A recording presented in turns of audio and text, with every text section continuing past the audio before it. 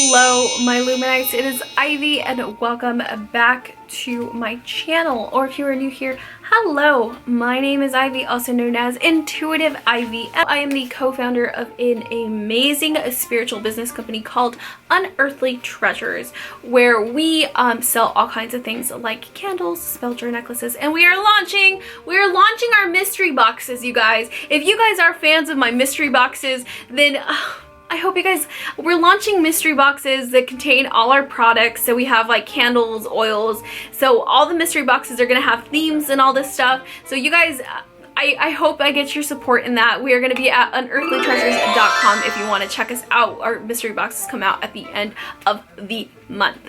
Anyways, hello. Oh, also, I have to add, I just started a podcast. I've been thinking about creating a podcast for a really long time. I'm finally doing it. So I now have a podcast called the Woo Woo Podcast, a podcast for the spiritually open-minded, where I talk about all kinds of paranormal, out-of-the-box kind of thoughts. Starting with the very first episode being about aliens/extraterrestrials. So this stuff that I'm going to be talking about today, plus a whole bunch of other stuff, is going to be included into that podcast. So yeah, check out my podcast, you guys.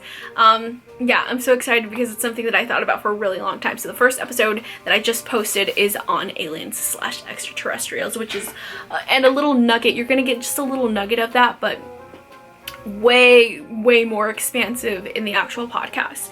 So yeah. So yes, hi, my name is Ivy. This channel is all about the magical, the mystical, and the supernatural. So if you're into one or all three of these things, please consider hitting that subscribe button and becoming another member of our growing Illuminite family. Today, it's a paranormal day, the supernatural day. We're going to be talking about proof that aliens exist. Yes, because I have a whole bunch of stuff that I had printed out for my podcast that I'm going to, I wanted to just share with you, because I personally believe that aliens exist. What do you guys think? Do you guys think that aliens/extraterrestrials exist? I try not to use the word aliens because I watch a lot of Elizabeth April, and apparently alien or extraterrestrials don't like the term aliens because it signifies that they're not like a part of the earth when they actually have a huge part in our world. So they don't really like that term. So I try to avoid using that term, but I use it because that's the term that a lot of people know.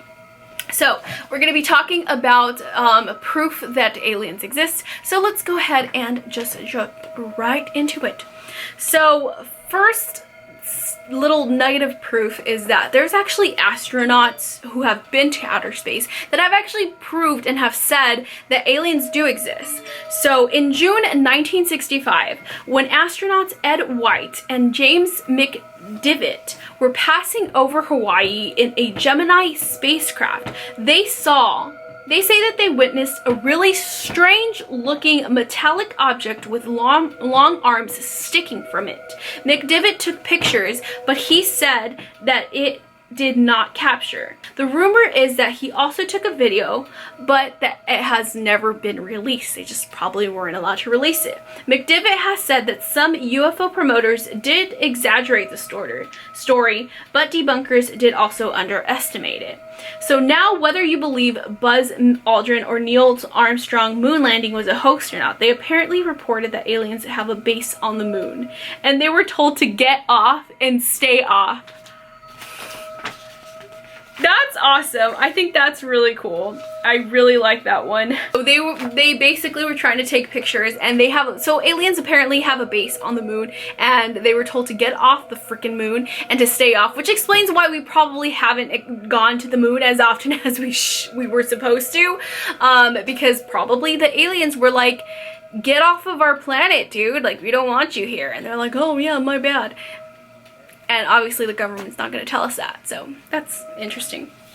Okay, so next we have near collisions with flying saucers. So the number of near collisions involving UFOs and commercial airlines seems only to grow larger with each passing year. There are countless stories that tell us that aliens exist, including one. So there was one by a veteran pilot and his first officer flying into the Manchester airport who claimed to have seen a large delta-shaped object heading right for their position. But just as these highly trained pilots were about to take action to avoid the craft, it just disappeared. Many of these encounters are caught on FAA audio tape and can be heard. Another story is that when an airline pilot has reported a near miss in which a rugby ball shaped UFO passed within a few feet of his passenger jet while flying near a Heathrow airport. So next are some encounters that prove that aliens exist. So there's this one guy named Robert Taylor. So Robert Taylor was a forester, and they say that a lot of things happen in the forest, who headed out to the woods with his dog on November 5th, 1979 to check on some saplings he planted. And after clearing in the forest, he was shocked to find a large spherical spacecraft in front of him. The ship apparently had the ability to change colors to blend into the environment, but the exterior looked similarly to like black sandpaper.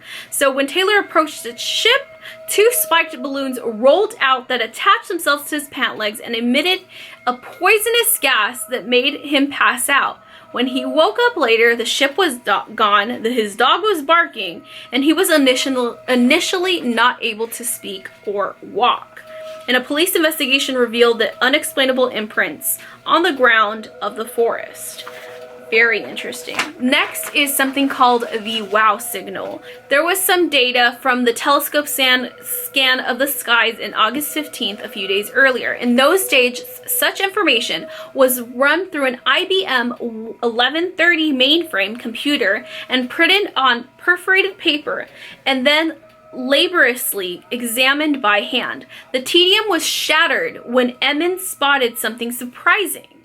A vertical column with the alphanumerical sequence 6EQUJ5, which had occurred at 10:16 Eastern Time, p.m.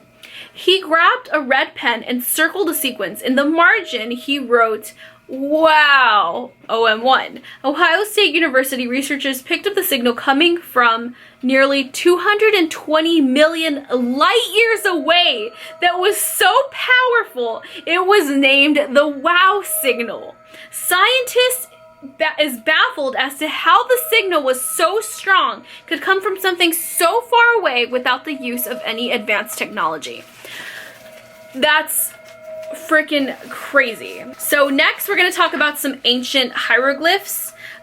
So there's this one hieroglyph, and I'll try to insert a picture that shows what appears to be like images of a helicopter, submarines, boats, jet airplanes, thousands of years before it was even invented. And if you guys have watched Ancient Aliens, you guys will know all about this stuff because they pretty much have it on every single episode.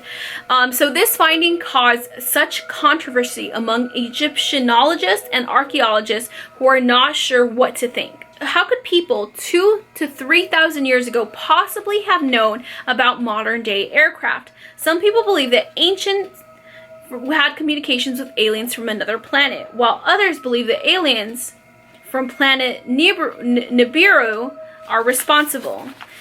I think those are the Anunnaki. The vastness of the universe is one that's like obvious, like we have, it's like an infinite thing. Like it goes on forever, dude. So of course I believe that, I mean, it's possible that, I mean, we can't be the only species that are out there. You know, that makes no sense. Okay, so the next we're going to talk about the Battle of Los Angeles. So the incident occurred less than 3 months after the United States entered World War II as a result of the Japanese Imperial Navy attack on Pearl Harbor. It was on the day after the bombardment of Elwood on 23rd of February. It started with air raid sirens sounding throughout Los Angeles on the night of the 24th and 25th of February 1942.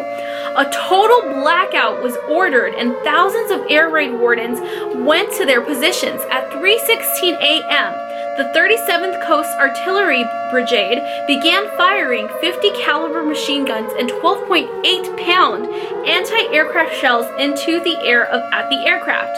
So eventually over 1,400 shells were cleared. The artillery fire continued until 4:14 a.m. Then the all clear was sounded and the blackout order lifted at 7:21 a.m. Several buildings and vehicles were damaged by shell fragments, and 5 civilians died as an indirect result of the anti-aircraft fire. 3 were killed in a car accident in the ensuing chaos, and 2 of heart attacks attributed to the stress of the hour-long action. So this actually made the front page news in the Pacific Coast. So initially, the target was thought to be the attacking force from Japan. But speaking at a press conference shortly afterward, Secretary of the Navy Frank Knox called the incident a false alarm. Some modern-day UFOologists have suggested that the targets were actually an extraterrestrial spacecraft. When documenting the incident in 1983, the U.S. Office of Air Force History attributed the event to a case of war nerves, likely triggered by a lost weather balloon, exaggerated by stray flares and shell bursts from adjoining batteries. Although these led us to the conclusion that aliens still exist. But okay, so this last one, come on. How are you gonna shoot for hours upon hours, shoot so many shells for it to not be anything, nothing at all? That makes no sense. If it was a false alarm, why would you shoot the night away, basically? Obviously something was there, so I think this was just one big cover-up, and that it actually was some sort of extraterrestrial spacecraft, especially since the evidence and the proof that UFOs exist have already been released by the government. So the government has actually gone on and released this information, which I find is so crazy that they happen to release it the day that so much has been going on in our lives, that they're basically trying to desensitize us and being like, oh yeah, by the way, UFOs exist. But don't worry, you're too worried about killer hornets and this whole thing that's going on. You won't even think twice about it. And of course nobody thought twice about it, but some of us remember. We want answers. So yeah, so that's some pieces of proof that aliens exist. I mean, honestly, we can't be the only people out in this vast universe. Plus, I watch a lot of Elizabeth April and people that actually channel aliens on a daily basis, and I've had a bit of strange encounters myself, so I do believe that they're real. They're real, for sure. But what are your guys' thoughts? Anyways, you guys, thank you guys so much for watching. I hope you guys enjoyed this video. And again, tune into my podcast for a more in-depth thing about this, because it's going to be all in-depth about all of this. So thank you guys so much for watching, and I'll see you in the next video. Bye!